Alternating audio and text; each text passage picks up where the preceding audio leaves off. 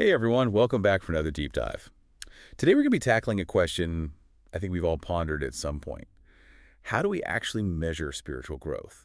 Yeah, it's one of those things that's easy to talk about in abstract terms. Oh, totally. Like I'm feeling more connected or I'm vibrating Yeah. at a higher frequency. Right, but how do you actually quantify that? Exactly. That's where this YouTube video by Hans Wilhelm comes in. Oh, interesting. Yeah, he takes a really practical approach, using everyday scenarios to show how our reactions to challenges can actually reveal a lot about our inner progress. Huh, that's a really cool concept. So he starts by describing this guy who's like a magnet for misfortune, right? Everything seems to go wrong. He gets sick, has problems at work, even bumps his car into a tree. Oh, no. And his reaction to each setback is just blame and frustration, total victim mentality. Oof, I think we've all been there at some point, right? Like when Yeah, it feels like the universe is out to get you. for sure. But Wilhelm uses this example to highlight a key question. Are we choosing to see ourselves as victims? Or are we willing to look deeper and see these challenges as opportunities? That's such a crucial distinction because it really shapes how we approach everything. Totally. And that's where the contrast comes in. He introduces another person who faces the same events, but with a more spiritual perspective. Okay, so same challenges, different mindset. I'm curious to see how that plays out. So, for instance, the first guy gets sick after having dinner with a friend who had a cold and immediately blames the friend for getting him sick. Passing the buck. Right. But someone with a more spiritual perspective might instead reflect on their own choices. Like, were they getting enough rest, eating healthy food, managing their stress levels? So it's about taking ownership of your well-being instead of placing blame externally. Exactly. And Wilhelm points out that some spiritual traditions even view illness as a manifestation of energetic imbalances. So it's not just about physical symptoms, but also addressing the root causes on a deeper level. Wow, that's pretty profound. So instead of just popping a pill, you're looking for the message behind the illness. Totally. It's about looking at the bigger picture. So let's move on to the work situation. The first guy gets into it with his boss after being out sick, feels unfairly treated, and you guessed it, blames the boss for being insensitive. The classic blame game. But someone with a spiritual perspective might see this conflict as a mirror, reflecting their own behavior. Oh, that's so interesting. So instead of pointing fingers, they're looking inward. Exactly. They might ask themselves, what role did I play in this situation? Or is there something I need to learn from this interaction? That's way more challenging, to be honest. It's much easier to just blame someone else and move on. Oh, absolutely. But this is where the concept of karma comes in. Okay, so how does karma fit into all of this? Well, Wilhelm explains that karma isn't about punishment, but about understanding that our actions have consequences. It's about recognizing that we're not just passive recipients of whatever life throws at us, but active participants in creating our reality. So it's like we're constantly putting out energy into the world, and that energy eventually comes back to us in some form. Exactly. And even the challenging situations we face might be opportunities to learn from past actions and choices. Whoa, that's deep. So are we saying that even those moments that feel like the universe is against us are actually part of a bigger plan? That's a really interesting question, and it ties into a really fascinating idea that Wilhelm touches upon. The possibility that we choose our challenges before we're even born. Wait, hold on. Are you talking about like pre-life planning? Yeah, it's a concept that exists in several different spiritual traditions. Hmm. The idea is that we choose these challenges as opportunities for soul growth. Okay, so we're not just victims of fate. We're actually choosing these experiences on some level. That's what some people believe, and it definitely challenges our usual assumptions about free will and how much control we have over the events in our lives. Wow, that's a lot to process. So are we saying that we have more control over our experiences than we realize? That's the question worth pondering. And it's really all about personal responsibility. It's not about blaming ourselves for everything that happens, but about recognizing that we have the power to choose how we respond. And those choices shape our spiritual journey. So it's not about playing the blame game, but recognizing the role we play in shaping our own reality. Exactly. And that's where the real power lies. It's about recognizing that we have a choice in how we react to those curveballs life throws our way. Okay, so we've got this idea of challenges as opportunities for growth, and we've got this concept of karma as a sort of feedback loop for our actions. But where do we go from here? How do we actually start to shift from that victim mentality to a more empowered spiritual perspective? That's the million-dollar question, right? And it's something we'll explore more deeply in the next part of our deep dive. We'll look at some specific strategies and practices that Wilhelm suggests for cultivating this kind of awareness and choosing a different path when faced with life's inevitable curveballs. Welcome back, everyone. It's pretty wild to think about us maybe choosing our challenges before we're even born. Right. Like, what if we signed up for these tough experiences on purpose? Exactly. There's Even if we don't buy into that whole pre-life planning thing, this idea of karma is still super powerful. Oh, totally. It makes you think twice about how you treat people, knowing that those actions could come back around. Yeah, like what you put out into the world eventually comes back to you. Makes you want to be a little more mindful. For sure. But I really appreciate that Wilhelm doesn't just talk about this stuff in some abstract way. He uses these really relatable examples. Right. He's not getting all mystical and out there. It's stuff we can all relate to. Yeah, like getting sick or having a fight with your boss. Exactly. Stuff that happens to everybody. And he shows us how these everyday things can be opportunities to learn and grow. Yeah, if we approach them with the right mindset. So let's go back to that example of the guy getting sick and blaming his friend. Remember? Well, yeah, the one who immediately pointed the finger. Right. How would someone with a more spiritual outlook deal with that same situation? Well, instead of focusing on who to blame, they might look inward. Okay, so like, what could I have done differently? Yeah.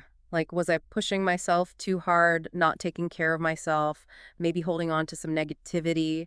So it's about taking responsibility for your own well-being. Exactly. And some spiritual teachings even suggest that what's going on inside can affect what happens outside. Well, you mean like your thoughts and emotions can actually impact your physical health? Yeah. Wilhelm suggests that someone who's really dedicated to their spiritual practice might not even get sick in the first place. Wow, really? So their positive energy and mindfulness actually protect them from getting sick? It's definitely possible. But even if they do get sick, they might see it as a chance to heal from the inside out. Okay, so they'd use meditation and visualization and stuff like that. Right, to help their body heal. That makes a lot of sense. Okay, what about that conflict with the boss? How would our spiritual guru handle that one? Well, remember how we were talking about the outside world reflecting our inner world? Yeah, like a mirror. Right. So instead of just blaming the boss, they might wonder what the boss is reflecting back at them. Oh, wow. That's deep. So they're using the conflict to learn about themselves. Exactly. They might ask, have I been communicating clearly, setting healthy boundaries, acting with integrity? That's tough, though. It's way easier to just blame the boss and be done with it. Oh, for sure. But this is all about taking responsibility. And recognizing those patterns in our own behavior. Exactly. It's not about beating yourself up or anything, just being honest about the role you play. Yeah, it's about seeing those situations as chances to learn and grow. Right. And this leads us to the whole idea of free will, right? Okay, yeah. So even if we choose our challenges before we're born, we still have the power to choose how we respond to them in the moment. Exactly. Wilhelm is super clear about that. He says we have the power to wake up and move from suffering to joy. Wow, I love that. So we're not just reacting automatically to whatever life throws at us. Nope. We have the ability to choose our response. That's really empowering. So instead of reacting out of fear or anger, we can respond from a place of wisdom and compassion. Exactly. And the more we do that, the stronger we become, spiritually speaking. So it's like we're training our minds to respond to challenges in a new way. Totally. To see those challenges as chances to grow, not just roadblocks. Okay, so it sounds like all this is interconnected. The challenges, the karma, the free will. Yeah. It's all about moving from that victim mindset to taking charge of our own spiritual journey. That makes a lot of sense. Yeah. But how do we actually make that shift? It was one thing to understand it, but how do we put it into practice in real life? Right. It's easy to get inspired by these ideas, but then life happens and you find yourself falling back into old patterns. Exactly. So how do we break free from those old patterns and actually start living from this more empowered perspective? That's a great question, and one we'll dive into after a quick break. Wilhelm offers some really practical techniques and practices that can help us cultivate this kind of awareness and make more conscious choices when faced with those inevitable challenges. Okay, so we're back, and I'm really curious to hear about these practical tips. Because it's one thing to talk about shifting our perspective, but actually doing it, that's the hard part. Oh, absolutely. It's easy to get inspired by these ideas, but then real life comes along and throws a wrench in the works, Totally. Yeah. So how do we bridge that gap between theory and practice? What are some concrete things we can do to make this shift? Well, Wilhelm talks about this really powerful practice he calls self-investigation. Okay, self-investigation. What does that look like exactly? It's about questioning every situation, looking for the positive, even when things are tough.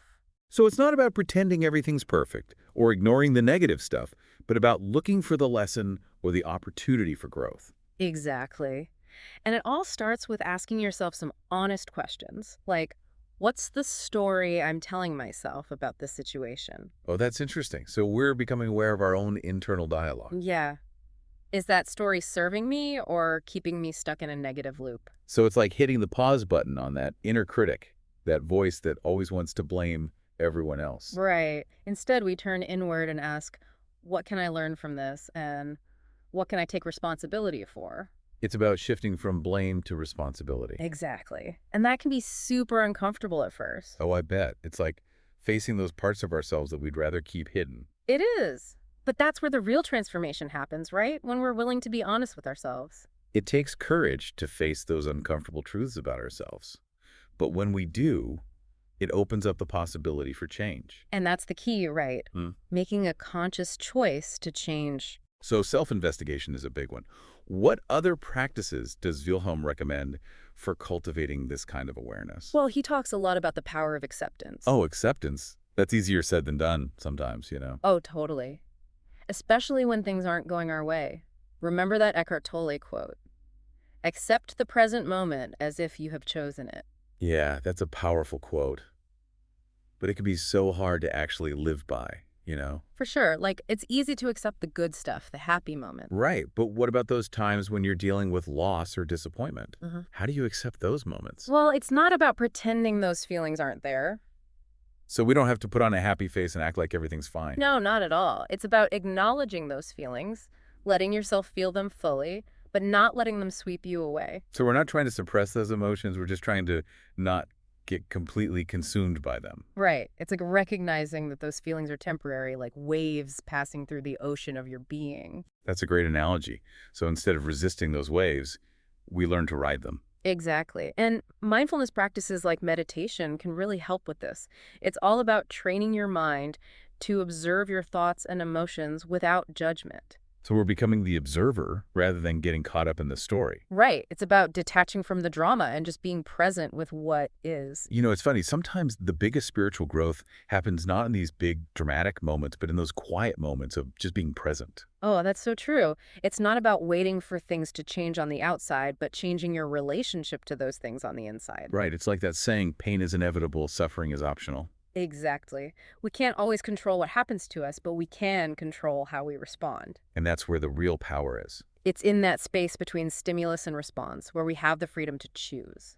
So to wrap things up, I want to go back to that question Wilhelm poses at the end of his video. Could it be that focusing on our spiritual growth actually changes the reality we create?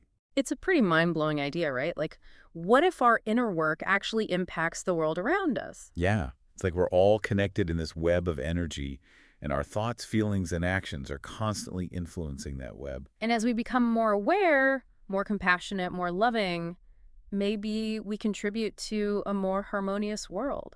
It's a beautiful possibility, and one that gives me a lot of hope. Me too. It makes you realize that even small shifts in our own awareness can make a big difference. Well, this has been an incredible deep dive. I've learned so much, and I hope you have too. Me too. It's been a pleasure exploring these ideas with you. And I hope this conversation inspires you to keep exploring, keep growing, and keep shining your light. That's what it's all about. Thanks for joining us, everyone.